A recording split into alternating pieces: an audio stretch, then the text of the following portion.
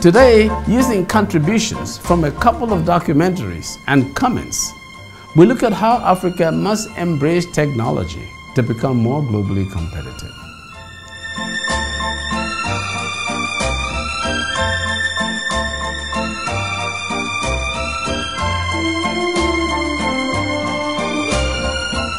Africa is taking off, and the African Continental Free Trade Area will be a game changer. African leaders are in fact planning to create a virtual university that can be accessed anywhere in the world. This is big and quite commendable for African leaders. In late 2018, the countries in Africa signed an agreement to develop the African Continental Free Trade Area. In November 2019, the African Union met in Ethiopia to discuss its goals for its member states. The AU also wants to promote continuing education in Africa by creating a virtual university that will allow students to access from anywhere in the world. And it's also adopted cybersecurity as a flagship program to ensure that these technologies are used for the benefit of African individuals, institutions, and nation-states by ensuring data protection and safety online. African leaders, it seems, also know the importance of internet connectivity and are taking steps to improve it. The African Continental Free Trade Area was formed with the goal of creating a single market on the continent and dealing with the ongoing issues like infrastructure and bureaucracy. The agreement couldn't have come at a better time, since many believe the continent is poised to take off. According to the London-based think tank Future Agenda, Africa's total GDP could hit $2.6 trillion this year. And GDP growth is projected to accelerate to 4.1% by 2021, according to the African Development Bank. With a growing middle class, that number could easily head higher as the continent tackles its lack of critical infrastructure. Only 43% of the population has access to electricity, and internet penetration on the African continent is only about 40% as compared to the more than 60% of the rest of the world. Infrastructure is one reason, but another is cost. American tech companies know this, but so does China. The country's Belt and Road Initiative demonstrates how serious China is about helping African countries develop the roads and travel infrastructure necessary to grow businesses. In 2017, there were more than 200,000 Chinese citizens working under contract in Africa, according to the Johns Hopkins China-Africa Research Initiative. And they worked on ports, pipelines, power plants, and railways. At the same time, a number of U.S. technology companies are working to gain a foothold in Africa. Now let us see how Elon Musk, born in South Africa himself, is also doing a great job with the plans to provide low-cost internet access. Elon Musk, who's from South Africa, isn't going to wait. In January 2020, Musk's company SpaceX launched another rocket containing 60 Starlink satellites. Musk hopes to have 700 in orbit by mid-year, and to create a mega constellation designed to provide low-cost internet to underserved regions, like rural America and Africa, even as the continent's demographics are changing. Consulting firm McKinsey projects that half of the populace in Africa will live in cities by 2030, which will help increase overall internet access.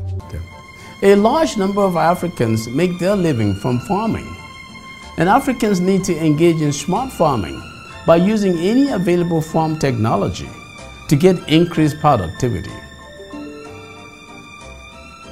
Updating and modernizing farming will increase yields and power a faster pace of economic growth and development.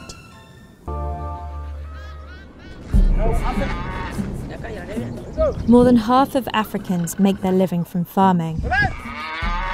It's highly unproductive.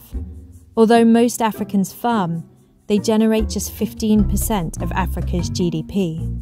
That's because the way many people farm has not changed much for hundreds of years. Modernizing farming could increase yields to help feed rising populations. It would free lots of farm workers to go and find better paid jobs in the cities. But one of the biggest obstacles to successful agriculture, or indeed other industries, is Africa's poor infrastructure, including its power supply. In a compound outside Addis Ababa, Bashadu is showing off her public shower. Ethiopia, like many African countries, is beset by chronic electricity shortages.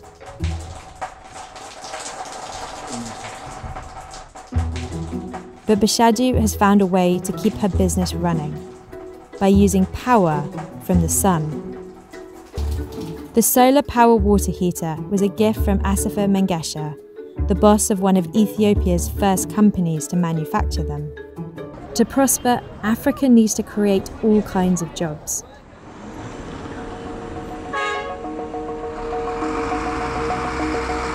At the Eastern Industry Zone, outside Addis Ababa, thousands of Ethiopians are arriving for their shifts. The manufacturing park was built by a Chinese firm to house factories making textiles and shoes. Ethiopia's manufacturing industry is a success story. The value of its textiles and clothes exports tripled over the past 10 years. And whereas manufacturing's share of GDP is shrinking in much of the rich world, in sub-Saharan Africa it's been growing since 2011. Yet for all the positives, the path to prosperity has potholes. Productivity is lower and exports are growing more slowly than expected. Employee turnover is high. What's more, COVID-19 has meant that orders have slumped in the past few weeks. Ethiopia is unusual in Africa for its focus on rapid industrialization. Across the rest of the continent, there's been an expansion into what are known as industries without smokestacks, sectors such as tourism, IT, and flower farming. Now, let's see how Africa's homegrown technologies can solve some of our challenges. Providing a space and avenue for innovators like iHub and other hubs across Africa is helping in getting results in the technology sector and also causing businesses to operate more efficiently. Technology encompasses everything today, from faster computers to more efficient cars and beyond.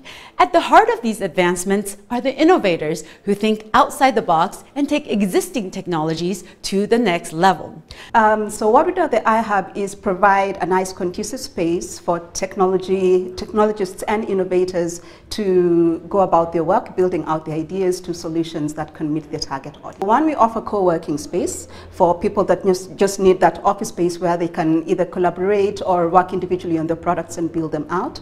Two, we have programs that run for these entrepreneurs and innovators, primarily our incubation program and acceleration program that just helps to get them to the next level of their businesses. And then third, we offer software development services. So Sky Garden is an e-commerce technology, and we provide a software as a service to sellers anywhere from the bottom of the pyramid to the big brands. So we engage with iHub on a consultancy basis, and we worked with about 4 of the developers, and they're the ones that really built what we have today. Sky Garden is home to over 25,000 products, over 3,500 sellers. We actually have an amazing merchant by the name of Magnus Naturals, who sells very natural and organic healthcare products, not skincare product rather.